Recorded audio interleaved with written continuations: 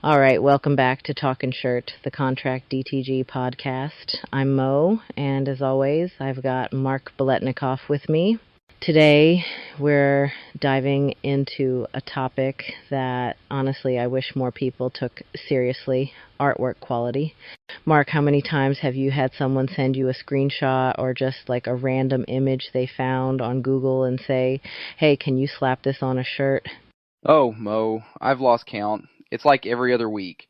If I had $1 for each of those, I'd be retired living on an island in the Caribbean. But really, someone finds what they think is the perfect image online and they're shocked when I tell them it's not print ready. I mean, people hear that term and think it's just some fancy printer lingo, but it's not. Print ready means the file meets actual standards: resolution, color profile, file type, so it'll look good on a shirt, not just on your phone.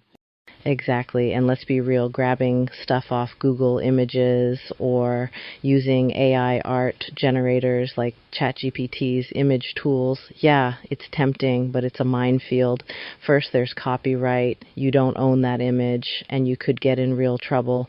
Second, the resolution is usually garbage. And third, sometimes the results are just ugly. I mean, have you seen what AI spits out when you ask for a cool t-shirt design? Half the time, it's got weird hands or like melted faces. Yeah, and even if you dodge the copyright bullet, you're still left with a file that's probably 72 DPI, which is fine for a website, but a disaster for print. I had a customer once, no, 100 times actually, who sent me this quote-unquote perfect image they found online. Looked great on their phone, but when I opened it up, it was tiny. I told them, hey, this is going to look like a blurry mess on a t-shirt. They didn't believe me, so I printed a sample. Sure enough, it looked like someone tried to print a postage stamp on a king-size sheet. They learned the hard way. And that's the thing. Just because it looks good on your screen doesn't mean it'll look good on fabric. We talked about this in our quality control episode, right? Pre-flighting your artwork is step one. If you skip it, you're setting yourself up for print regret, not print ready.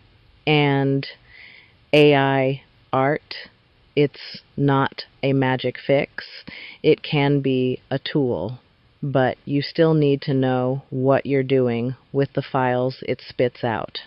Right, and honestly, if you're serious about your brand or your merch, you got to start with the right files. You know what they say, good in equals good out? It really is true. Otherwise, you're just wasting time and money.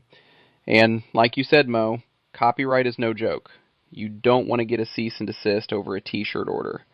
If you don't know what you're doing, it's best to hire an artist who does. So let's get into the nitty gritty DPI.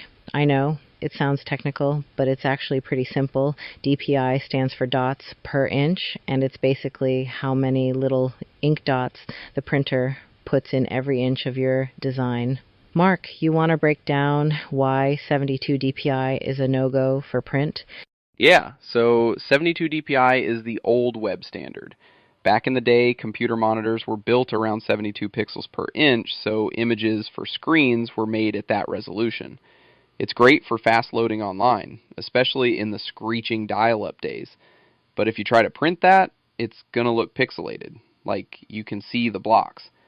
For print, especially on t-shirts or hoodies, you need 300 DPI. That's the industry standard.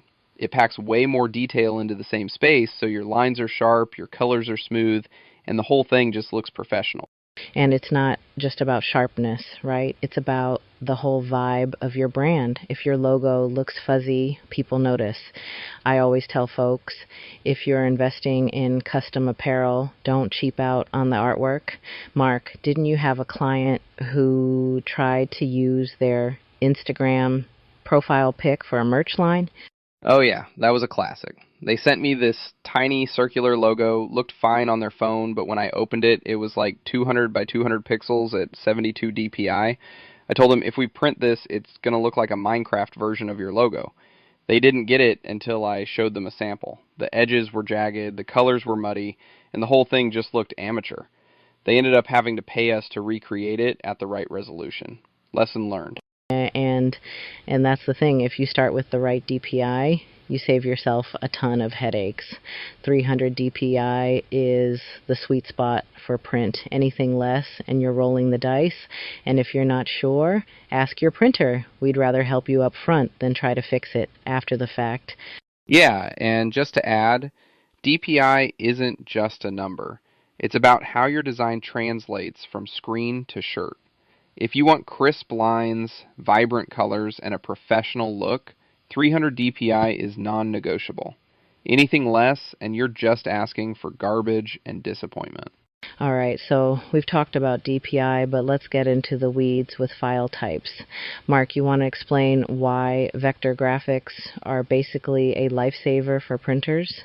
Absolutely. So, vectors are different from pixel-based images. Instead of being made up of tiny squares, they're built from mathematical paths. That means you can scale them up or down, make them the size of a billboard or the side of a pen, and they'll always stay sharp. No pixelation, no fuzziness. That's why files like SVG, AI, or EPS are gold for printers. JPGs and PNGs, they're fine for photos or web, but if you try to blow them up, you're going to see every flaw. And I learned that the hard way when I started my own brand. I'd get these files from one of those cheap online websites that actually just employ people in developing nations for cheap or wherever, and half the time they were just low-res PNGs. I'd send them to you for print. And you warned me after inspecting the file that these aren't going to be what I want. Now, I always ask for the vector file. If you don't have one, get your designer to make it. It's worth every penny. Yeah, and if you're stuck with a bad file, there are ways to fix it, but it's never as good as starting with the right format. I've got a whole toolkit for cleaning up client artwork. Sometimes we have to redraw logos or convert files, but it takes time and it's not always perfect.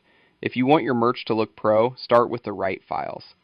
And Mo, you nailed it. Vector, SVG, Adobe Illustrator, EPS, those are the magic words for printers, especially for making screens for screen printing. And if you're not sure what you've got, just ask. Seriously, don't be embarrassed. We've all been there. The worst thing you can do is assume it's good enough and hope for the best.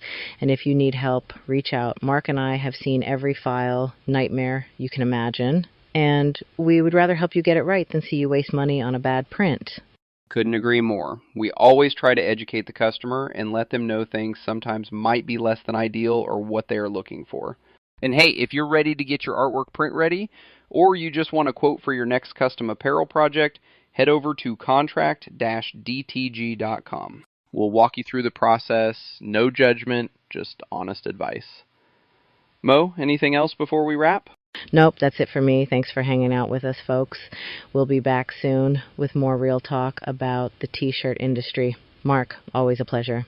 Always, Mo. Take care, everybody. Please hit that like and subscribe button. See you next time on Talkin' Shirt.